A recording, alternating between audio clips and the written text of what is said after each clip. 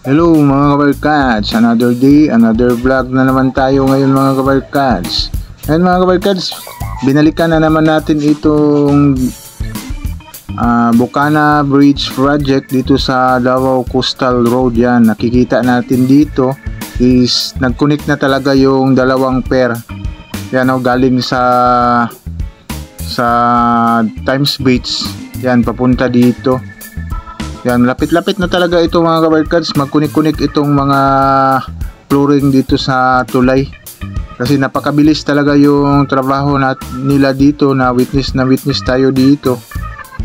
Kahit holiday is tuloy-tuloy yung trabaho nila dito. At all ports talaga, maraming mga trabante. Yan o, talagang ganito yung kabilis kapag tower crane ang ginagamit talaga. Kasi walang problema sa paglagay ng mga materialis. Mabilis talaga dito, malapit na yung abutment na nag-connect. Yan yung flooring niya dito sa kalupaan. Ito yung latest update natin dito sa Bukana Bridge Project. Yan, let's go!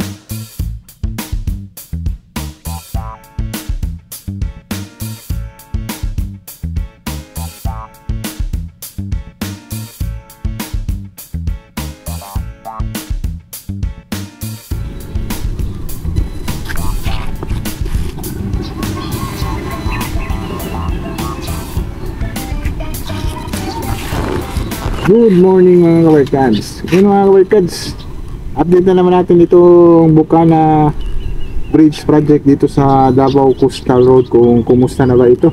Kasi weekly tayo babalik dito. Kaso lang may napansin ako dito sa Davao River Esplanades. Dati is malinis ito. Ngayon wala na, bumalik na yung damo dito. Siguro wala na nag-maintain din dito itong sa barangay.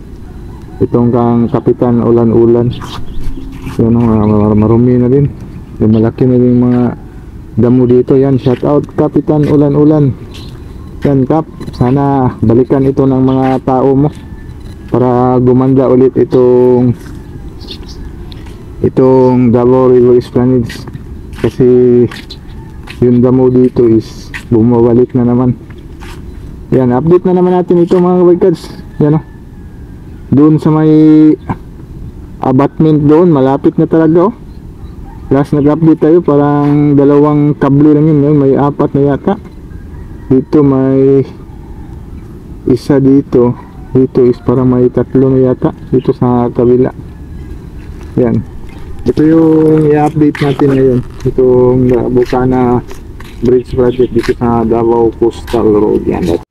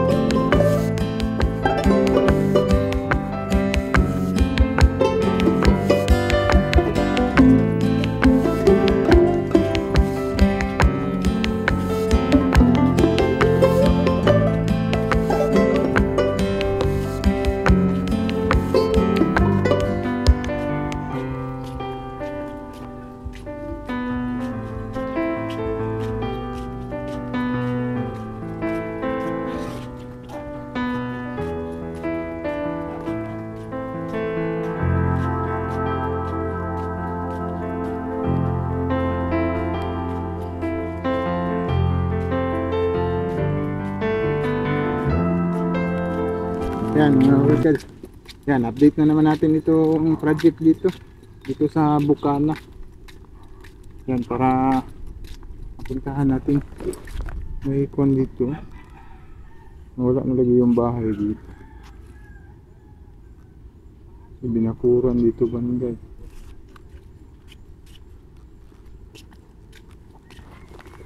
Yan, lapit-lapit na talaga itong mga bagas nakita natin sa drone shot.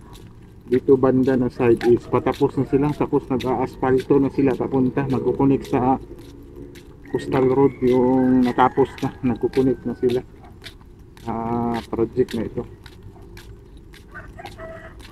Yan, talagang malapit-lapit na talaga amot, iwan mo matapos. Aabot ba ito na October, itong target talaga nila dito sa Buntag tayo. Target talaga nila dito sa project Buntagos Peter. wala na po na.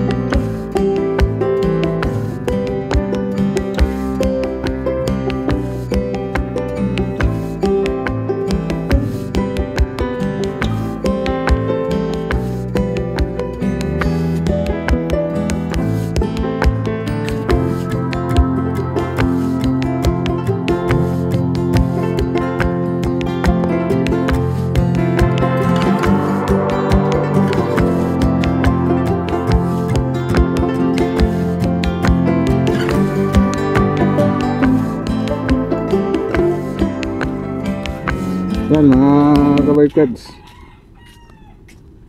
Yan, malapit na doon mga kabarkads. So, may 3 kable na pala doon para mag-connect sa abutment. Waiting na yung abutment doon. Dito is may 2 na. Ito is may 3 kable. Ito is tapos na ito. Waiting na lang ito para mag-connect ko. Ito na yung nagta-travel para mag-connect. Yan, at saka yung isang pair is wala na, mag-connect na. Yan o, nag-abot na yung mga metal niya para mag-connect. 5 na ito yung kable. Tapos yung abutment is umabot na din doon. Nakikita natin sa ating drone shot. At nag-asphalto na sila dito na side. Napakalapit na mga kabarkas. Iwan ko kung anong kuwan ngayon. May, June, July, August, September, October. Kasi October ang target nito. Parang hindi ito abot ng October. Matatapos ito kasi ito kunti na lang talaga ito. Ito nagkukunik na. Ito, yan. Kunti na lang talaga yung project dito. Naabot na talaga itong tulay. Magkukunik na kasi ang bilis talaga nila nagtrabaho dito eh. Kitang-kita natin is hanggang ngayon is tuloy-tuloy yung trabaho nila. Yan, maraming mga tao dyan sa ibabaw. Tuloy-tuloy pa rin yung trabaho nila. Napakabilis talaga kapag may tower crane. Yan yung talagang hinihila ng mga materials yan. May nag-deliver ng truck o ng mga metal. Ganito talaga itong Chinese. Kasi ang target nito is October. Pero sa nakikita natin sa project, weekly tayo nag-update dito kasi ang bilis talaga nila kahit holiday. Yan, nagtatrabaho dito. Talagang kasi may narinig tayo dito kapag matatapos itong project dito kasi under ito sa China. Itong CRBC na project doon sa Davao Samal. Ay itong mga tower crane daw kapag matapos ito dito, itong mga tower crane, ito na yung tatanggalin, ilalagay doon sa dagat. Yung project doon sa Davao Samal Ridge. Yan yung narinig natin, itong mga tower crane sa CRBC doon na ilalagay doon sa may dagat papunta ng Davao Samal.